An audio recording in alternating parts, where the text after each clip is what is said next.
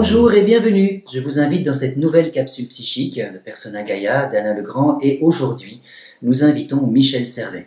Qui est cet homme fabuleux?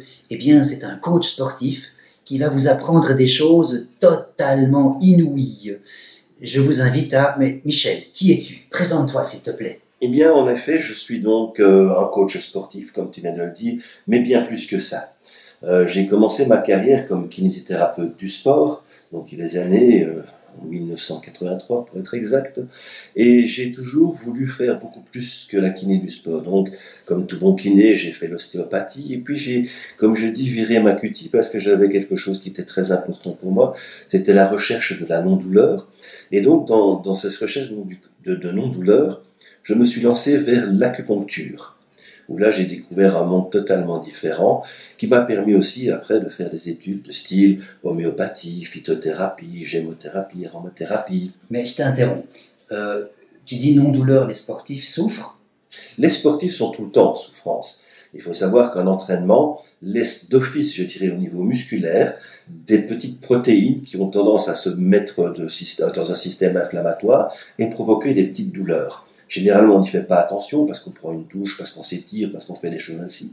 Mais généralement, il y a toujours des petites lésions, je dirais microscopiques, au niveau des fibres musculaires qui peuvent, si on y prend garde, amener des pathologies beaucoup plus lourdes. Ça, c'est toujours très important. C'est pour ça que les grands sportifs se font masser après un sport, font des bains chauds, font des bains froids, font de la physiothérapie pour justement éviter tous ces problèmes-là et être au top niveau pour pouvoir refaire un entraînement le lendemain matin. Et alors, au-delà de ça, toi tu m'as parlé de physionutrition. De physionutrition. En effet, dans la recherche de cette non-douleur, je me suis aperçu qu'il y avait quelque chose qui était très important, quelles que soient les techniques qu'on utilise, parce qu'on utilise beaucoup de techniques, que ce soit des techniques plutôt physiques, physiothérapie, ostéopathie ou des choses comme ça, ou que ce soit des techniques alors beaucoup plus fines de thérapie brève, de psychothérapie, de kinésiologie ou des choses ainsi. Il manque quelque chose pour moi dans tous ces domaines-là, qui est l'atome. Je m'explique un peu dans le système d'atomes. Oui. Je dirais, l'atome pour moi, ce sont des oligo-éléments qui parviennent à faire des vitamines, qui parviennent à faire des acides aminés, à faire des protéines. Et que quand on n'est pas, je dirais, au top niveau au point de vue nutritionnel, on a automatiquement ce que j'appelle les prodromes, donc des petits signes de fatigue, de petites gênes, des choses comme ça, que si on n'y prend pas garde, vont faire des symptômes, des douleurs, des brûlures, des choses comme ça, et vont provoquer des maladies, des tendinites, des périostites, voire des ruptures, des contractures, des choses ainsi. Et donc ça, pour moi, c'est vraiment lié à un système inflammatoire. Nous sommes souvent pro-inflammatoires. Et le sportif est vraiment pro-inflammatoire. Non seulement ce qu'il mange n'est plus suffisant pour le nourrir, donc la physionutrition est très importante, mais en plus il surconsomme ce qu'il fait. Et ça, c'est très important. Un sportif, il faut savoir que quand il fait 2 ou 3 heures, parfois même 4 heures d'entraînement, il va utiliser tous les sels minéraux, il va utiliser tous les oligo-éléments, il va utiliser ses vitamines parce qu'il a besoin de fabriquer son énergie. Et donc, il va vider son corps de la plupart de ses substances. Et donc, il est doublement pénalisé. Et donc, c'est pour ça que la physionutrition est quelque chose pour moi de vraiment très important pour éviter ce système pro-inflammatoire. C'est pour ça qu'on dit que les sportifs doivent manger beaucoup de protéines. On estime souvent que les sportifs doivent manger beaucoup de protéines pour reconstituer leur masse musculaire. Il faut savoir que l'utilisation des protéines fonctionne aussi, je dirais, pour faire plein de choses. C'est elle qui est quand même la base de notre ADN, c'est elle qui permet notre fonctionnement, c'est elle qui permet de fabriquer plein de substances naturelles comme des neurotransmetteurs, des choses ainsi. Donc, toutes ces choses-là, il faut vraiment que le sportif ait la quantité suffisante de nutriments. Pour moi, protéines, c'est de la viande. C'est de la viande, ce sont des acides aminés. Mais on possède beaucoup d'acides aminés. On possède à peu près 22 acides aminés. Il y en a qui sont fabriqués par notre corps, il y en a qui ne sont pas fabriqués, qui sont essentiels et qui doivent être absorbés par la nourriture. Mais ils n'ont pas tous le rôle de fabriquer de la viande. Il y en a qui fabriquent autre chose. Il y en a qui font des synthèses différentes, qui vont aller justement dans l'ADN ou des choses comme ça. On dit souvent que pour fabriquer de la viande, il faut ce qu'on appelle les acides aminés branchés. C'est-à-dire qu'on va dire des noms scientifiques, la leucine, l'isoleucine, les valines. Et ça va réparer, je dirais, le muscle après l'effort. C'est pour ça que dans les salles power training, de musculation, beaucoup de sportifs utilisent ces fameux BCAA, donc les acides aminés branchés, pour pouvoir reconstituer leur masse musculaire et pour pouvoir même augmenter leur masse musculaire. Donc ça, c'est vraiment quelque chose d'important à savoir. Et c'est pour ça que je me suis dirigé tout au long, je dirais, de ma carrière sportive et de coach et d'entraîneur vers la physionutrition, parce que si on n'a pas ça, on ne sait pas s'entraîner correctement, la performance ne sera pas optimale, et ça, c'est important. Si on veut vraiment avoir une bonne performance, il faut que la santé soit optimale et que la consommation de ce que nous mangeons soit optimale aussi. Ok.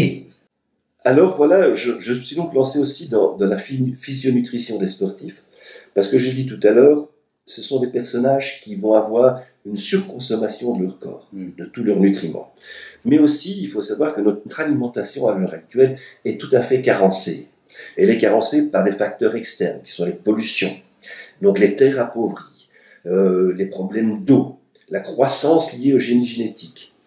Il y a aussi les problèmes de transport, de stockage. Il y a tous les facteurs liés au traitement même de la nourriture, les cuissons, la surgélation, la déshydratation, les blanchiments, les conserves, tous ces facteurs-là que j'appelle moi externes, c'est vraiment très important et ça provoque des carences. Mais aussi des carences que j'appelle internes, liées à ce que nous vivons, au stress que l'on a, à l'angoisse que l'on peut avoir, aux peurs, aux pertes de sommeil, à ce que j'appelle les burn-out, les dépressions, les maladies métaboliques, à des problèmes intestinaux qu'on appelle à l'heure actuelle le leaky gut syndrome, qui est vraiment très important, qui empêche le corps d'absorber les nutriments corrects.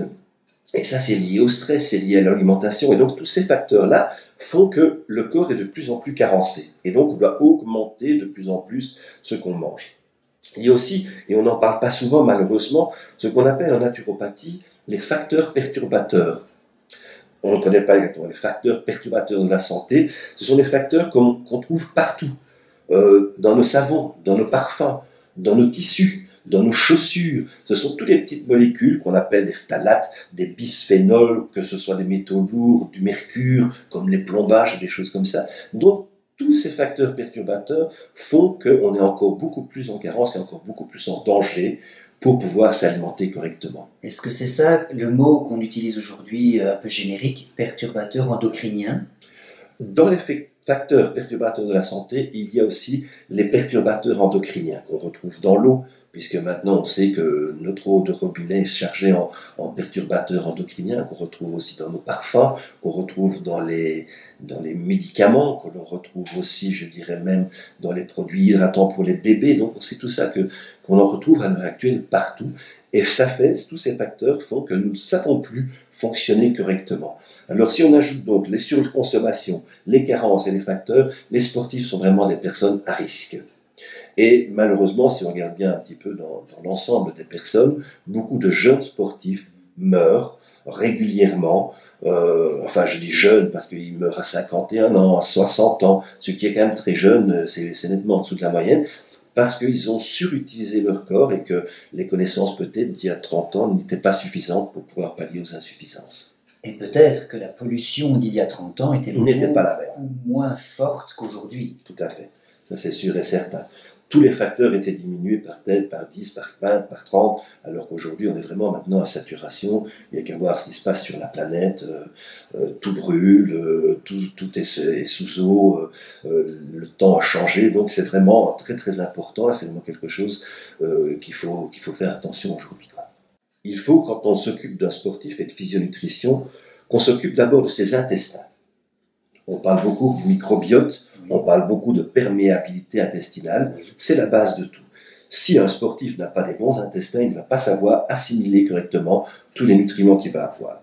Donc ça c'est très important, on s'occupe des intestins, on s'occupe de son foie. Le foie est vraiment une très très grande usine, je dirais, pour pouvoir fabriquer à long terme de l'énergie en prenant tous les éléments, en les construisant, en faisant de l'anabolisme, du catabolisme, donc en jouant sur le métabolisme de l'individu, c'est très important. Il faut aussi veiller à ce qu'on appelle les antioxydants.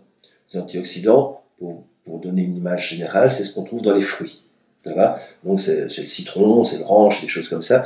C'est d'autres produits aussi comme le zinc, le sélénium, mais c'est très important parce que ça permet de bien fonctionner et de nettoyer le corps. J'ai besoin d'un détail. Les fruits, d'accord. Est-ce que c'est les fruits, le jus de fruits, ou est-ce que tu parles des fruits avec les fibres, le fruit entier? Ce sont deux choses différentes. Il faut des fruits entiers parce qu'il faut les antioxydants qui sont des molécules que l'on va trouver dans le fruit, mais il faut aussi des fibres parce que les fibres vont permettre de travailler sur l'intestin et vont permettre de donner, je dirais, aux bactéries de l'intestin certains nutriments qui sont importants pour fonctionner. Donc, on essaye toujours d'avoir un fruit complet, c'est-à-dire d'extraire. Si on peut avoir le fruit complet, c'est toujours intéressant. S'il est de bonne qualité, de nouveau, suivant les conditions que l'on peut trouver dans le commerce. C'est pour ça aussi qu'on fait beaucoup de physionutrition, c'est parce qu'on s'aperçoit que ce n'est plus suffisant et qu'il faut passer par des compléments alimentaires. Ça, c'est malheureusement la triste réalité de notre vie aujourd'hui, surtout pour les sportifs.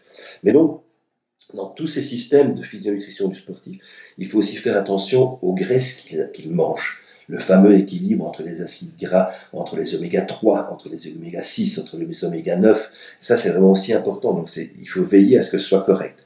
Il faut aussi veiller à un facteur très important qui est l'équilibre acide-base. On mange beaucoup trop acide, et cette acidité du corps provoque souvent des inflammations qui sont délétères pour le sportif. Donc ça, il faut vraiment faire attention à cet équilibre acide-base. Mais alors ensuite, il y a aussi tout un système de neurotransmetteurs, la fameuse dopamine, la fameuse sérotonine, qui sont pour moi, c'est quelque chose de capital. C'est vraiment quelque chose de capital parce que si on n'a pas ça, on ne sait pas fonctionner. Ça paraît stupide, si on n'a pas de la mélatonine, on ne sait pas bien dormir, on ne sait pas bien récupérer. Si on n'a pas le matin suffisamment d'adrénaline pour se lever et de dopamine pour continuer et de la noradrénaline pour pérenniser tout ça, on ne fonctionne pas bien. Donc le sportif, qui est donc beaucoup plus sensible, ne saura pas avoir de performance, il ne saura pas avoir envie d'aller s'entraîner. Donc ça, c'est très important. Et alors, à l'heure actuelle, la grande médecine fonctionne très très bien, c'est ce qu'on appelle, on va étudier vraiment la cellule. On va étudier pour le sportif la mitochondrie, qui elle est vraiment le moteur de l'énergie. Et si votre mitochondrie ne fonctionne pas bien, on ne saura pas non plus donner un maximum de performance pour le sportif. Donc, on fait beaucoup de choses, on fait vraiment attention à toutes ces choses-là. Et évidemment, on va aussi parler de l'équilibre ostéo-articulaire et de l'équilibre métabolique général. Mais bon, si on résume donc intestin, foie, stress oxydatif, les acides gras, l'équilibre acide-base, les équilibres des neurotransmetteurs et la cellule. Et donc, on a déjà une bonne base de travail, et à ce moment-là, on va pouvoir vraiment travailler avec différents produits. Et je suis un peu pantois parce que je ne savais pas qu'il fallait faire attention à tout ça pour un sportif. Normalement, il faudrait faire attention pour tout le monde.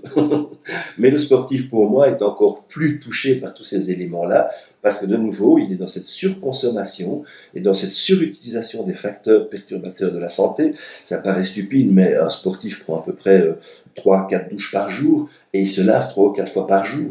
C'est-à-dire que sur sa peau, il va mettre des facteurs perturbateurs de la santé, comme on parlait tout à l'heure, les fameux perturbateurs endocriniens. Il va en avoir plus que d'autres. Et ça va provoquer des réactions biochimiques métaboliques dans son corps qui ne sont pas bonnes pour lui. Donc, c'est vraiment un oiseau pour le chat à ce niveau-là aussi. Et donc, quand on voit ça, tous ces systèmes-là font que le sportif, il ne va pas fonctionner correctement. Il va être un petit peu abîmé, il va être un petit peu fonctionner à 80-85%, mais si on recherche vraiment la performance maximale, c'est pas suffisant pour lui. Donc il va devoir travailler d'une autre façon. Et ce que je dis, c'est que son métabolisme fonctionne de façon, je dirais, un peu lente, et alors, comme on en est quand même aujourd'hui à parler un petit peu du CBD, ça va faire un hypofonctionnement de son système endocannabinoïde.